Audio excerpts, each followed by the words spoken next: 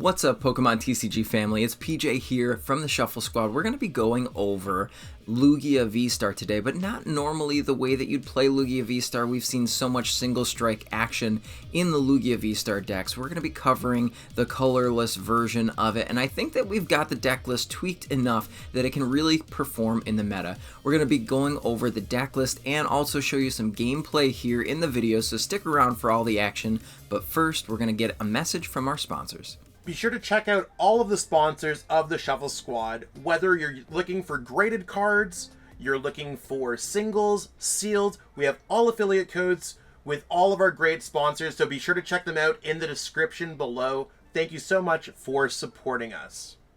Alright, we're going to hop through this list pretty quickly here. As you can see, the Lugia engine is a little thin in this list. Now, I know that you're saying, PJ, why the 3-2 line? That just screams inconsistency, but it's actually pretty consistent. We'll go on later on in the list, and I'm sure you can notice right by looking at this image here, there are a couple of other consistency boosters for the deck. Now, there are 4 Archeops, where you definitely need the 4 Archeops, but the 3-2 line is pretty solid here. You do want to get the Summoning Star off pretty easily and then just load up your attackers. So that's really where we'll focus our time talking about this deck list, is the attackers. Now, you do see the Snorlax here. Snorlax is actually amazing in this list. I know that we hyped up Lugia, the colorless version, right as the meta was changing and rotation happened, but Lugia helps Snorlax so much, and there are so many smaller attackers that Snorlax can hit. You see the Lost Box decks, whether it's Giratina or whether it's just straight up Lost Zone Turbo, but you also see the Gardevoir matches coming up as well, and you can hit into those single prize attackers and trade favorably into those types of matchups without putting a liability of a 2-prizer out. Now, even with something like the smaller Pokemon like Raikou that are in the format, or something like a Lumineon, as you can see here in this list, you can hit those for the correct numbers with some other cards, just like the Choice Belt here. So Choice Belt is going to help you hit into the Raikou. It's going to help you hit into those 210 HP V Pokemon. So we did include 2 Choice Belts to go alongside the Snorlax to just ramp up that damage. Now, talking about the other matchups that have the dark weakness, we do have the Drapion V, which is really good here for the Mew matchup, because Lugia into Mew without a dark attacker is pretty bad. So we put the best dark attacker for the Mew VMAX list in here, and we have the Drapion doing so many things because this doesn't even get stopped by Path to the Peak, which is really what stops Drapion in the first place from being played because of the Wild Style ability. Now, with Path to the Peak in play, you can just load it up with your Archeops, send the energy to the Drapion, and still swing for the correct numbers to hit into those dark weak Pokemon. Now, the next thing that we're going to talk about here is the Squawkabilly. Now, Squawkabilly has made its way into some of the single strike decks too, just for the consistency aspect. And that's what we were talking about a little bit ago, is the consistency of this deck. Squawk helps this deck so much set up on that turn 1, where you really need to dump things into the discard pile and load up your Pokemon and get in there with a Lugia V on turn 1. So I do like Squawk, and Squawk can still attack because we play a plethora of the colorless energy, and even though it might do a small amount of damage, it could just be that thing that sets you apart from taking that 2-prize knockout. The big thing here that I do want to focus on is that we did take the Luxray out because we're seeing less and less of those big style lightning weak attackers. Palkia V is coming back into the meta a little bit, and we see a downtick of regular Lugia, but Palkia really the only one that has that lightning weakness. But with something like the Charizard, we kind of negate that because it does 250, which is still a great number to hit, and you can follow up with a Snorlax. But if you put the Choice Belt onto the Charizard, it can now swing for that 280 damage at the end of the game. So a really great attacker in the Charizard. I find uses at the end of the game pretty much every time I play this deck. Being that we're running 3 bosses orders in this list, it really makes it easy for us to hit into those final 2 prizes to win the game. Now, the last card here, which is debatable to add because we don't use it as much, but can really be the replacement for those big hitting Tyranitar V in the single strike list, or even the Urshifu in the single strike list to hit the bigger numbers, not necessarily hit through Duraludon. But Wyrdeer V is able to scoop up all of the energy cards from the field as it moves into the active slot with the ability and just pummel your opponent. You can ramp up to 280, even 310 to take those big knockouts on either the Gardevoir EX or a Mew VMAX. If you need to, you do have to play around and think. That is a big brain card a lot of the time in this deck, I've found, but it still can swing at least some consistent knockouts for those bigger numbers. Looking at the supporter line, we do play 4 of the Research, 3 Boss, 3 Iono, and 1 Burnet. Burnet's just a consistency card, again, just to get the Archeops in the discard pile on either turn 2, or if you go second, turn 1, hopefully. And I really do like that Burnet in the list. But 4 Research has been really valuable here. We did debate taking that down to 3, but I think 4 feels good. Let me know down in the comments what you think about the supporter line in this deck, and we can always tweak the list together.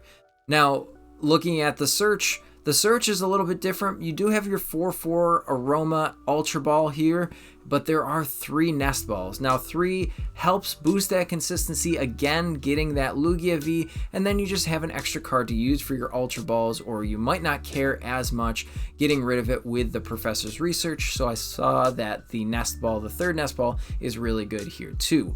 Now we do have Mesagoza. Obviously flipping heads is great, flipping tails not so great. So 2 Mesagoza is great to help us set up for those first turns to just swing with all of our Pokemon here and get everything that we need to into the discard correctly, or maybe even get our Lugia V-Star hopefully on the next turn that we need it. There is only 1 Collapse Stadium if we're looking at this list. Now here is where the pivot card might come in, whether it's taking down a Nest Ball if you find that you're not seeing use out of it, or if you reduce the Professor's Research down to 3, we can add in a 4th Stadium to not only bump path, but also get some of our big squishy 2 prize Pokemon off the bench. And I really think Collapse Stadium should be the 60th card, or the 2nd Collapse Stadium should be the 60th card in this list if you're making any swaps. Looking at the energy cards, we do have the 4 Jet, which helps our Wyrdeer move into the active, but there's no switch cards in this list, so Jet is really going to help us move into the active. I've even seen the single strike lists add more Jet energy into that list.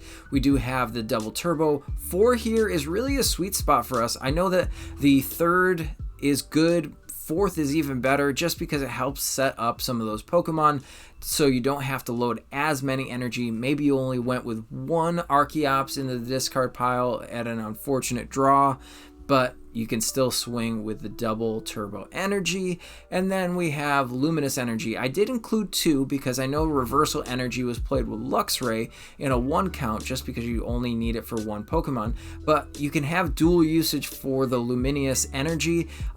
Using that, you can put this on any Pokemon just for the colorless cost, and it does negate the text inside the energy card, but you still have 1 left over for Charizard, or if maybe you prized one of them, it feels really good to have that 2nd one there. We do have 2 of the therapeutic energies, and these are for both of your Snorlaxes, so when they do attack for the 180, they don't put themselves to sleep, and they can just keep on trucking into the next Pokemon that they're going to attack. We do have 2 gift energy, and gift energy is a saving grace here for the list, because if you know that you're going to get knocked out next turn and you put that gift energy, chances are you have a pretty small hand size and you'll get back to that 7 cards and maybe draw everything that you need to get into the knockout range for your next turn and take those final prizes.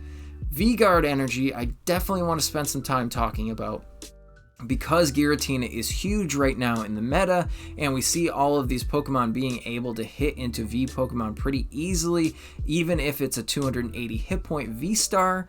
V-Guard will definitely protect you, whether it's Arc Tina or just Lost Zone Tina. Putting the V-Guard energy on your Lugia V-Star can really just save you from those knockouts where you can hit twice into them where they're not taking a 2 prize knockout here. So V-Guard is really solid in this list. I did include 2 2 just because I'm scared of Giratina. It's one of my favorite decks to play, but I know what it can do here. So we definitely wanted to include 2 of the V-Guard energy. So again, let me know what you like about the list. You can either take a screenshot of it here, or it will be down in the description of the video as well. We'll talk about it in the comments here, but we're going to see how the gameplay pans out next. All right, we're hopping into the game here. We're going to see what we're going to play up against. Hopefully it's a pretty decent matchup, and we'll get some good gameplay to show you how the deck works here. We did unfortunately not flip the right way, and our opponent gets to decide who goes first. Let's see what they decide here. They're going to go first, so that's pretty common. We don't always win the coin flip, but that's okay. Our hand, however, okay, so we get a new hand. That's great. Mulligan's okay. We'll put the Snorlax up here just because single prize attacker seems pretty good no matter what. And there's a Raikou, so either Lost Box or something else is generally what we see the Raikou in. Okay, it's a Miraidon deck, so that's not a great matchup here for us, being as our Lugia, the main engine to help our deck function, is also weak to lightning, so this could be an interesting match here for sure. So we definitely want to attempt to get a second Lugia V into play here. Now the reason for that is because most likely a Miraidon deck is going to be able to snipe out one of our Lugia Vs, so you definitely want to keep that in the back of your mind when you're playing up against a deck that plays lightning type attackers. You want to put 2 on the board, or even in a Mew VMAX deck, you want to put 2 Lugias on the board. So great, we drew into a Nest Ball, so the extra Nest Ball for the win here, so that's pretty awesome. We can go ahead and kind of dump this hand. We don't need the Drapion, so we'll get rid of that. And what we could do is go with Squawk or the Lumineon here. We're going to go with Lumineon. We're going to plant the energy and then just dump this hand. We definitely want to get rid of that. So we've got 1 Archeops in the bin. And there we go. So we could technically get a second Archeops. So let's put the Messagoza out and try to flip for heads. Let's see. Fingers crossed. And it's heads. Okay, we got it. So we get the other Archeops, and now we can draw into a Lugia here.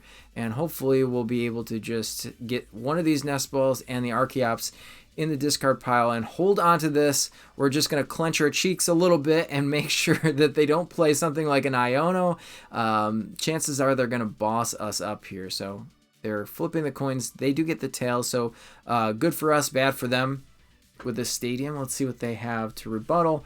They do have energy on board for 2 attackers. A little scary, right? I think that because we have the Snorlax, we have a Nest Ball, lots of things can happen here. We could, and there's the boss, we could just go in and maybe try to find a way that we can put this Wyrdeer up into play, but I think what we're going to do is we'll just go in with the Snorlax, and we draw a Choice Belt too, but we do have the Choice Belt in hand, so that's good. We'll get our Archeops on the bench, load this up. Now, if we put all energies that aren't double turbo energy onto the Snorlax, we can hit for enough damage. We could probably hit, let's see, 160 plus 30. Yeah, it's still not enough.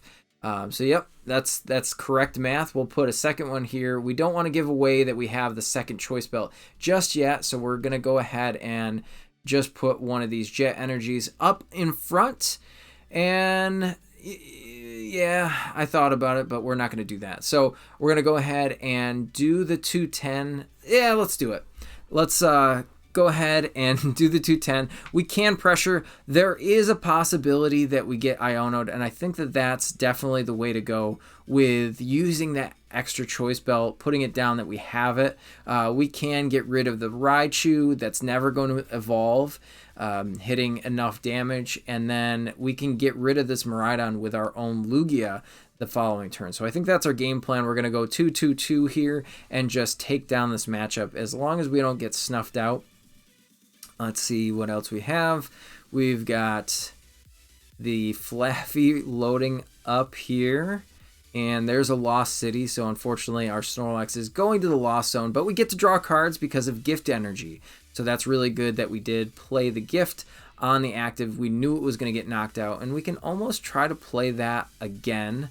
Let's see, we're going to put a gift energy right up front. and also put the V-Guard energy, which unfortunately doesn't really do much of anything here because we are weak to lightning. But you know what? Just for the sake of being proactive and learning how to play the deck, we're going to go ahead and do that. So let's Iono here. We have a lot of boss in the deck, and we have a lot of ways. We're just going to go ahead and get rid of these cards just to thin our hand out a little bit. We can get the Lumineon for the boss the following turn and then just take our knockout. So that's good. We'll hold it in hand. We'll discard their stadium, go down to 2 prizes. And the Iono is so good there because this deck doesn't have the ability to really draw unless there's a Greninja in play.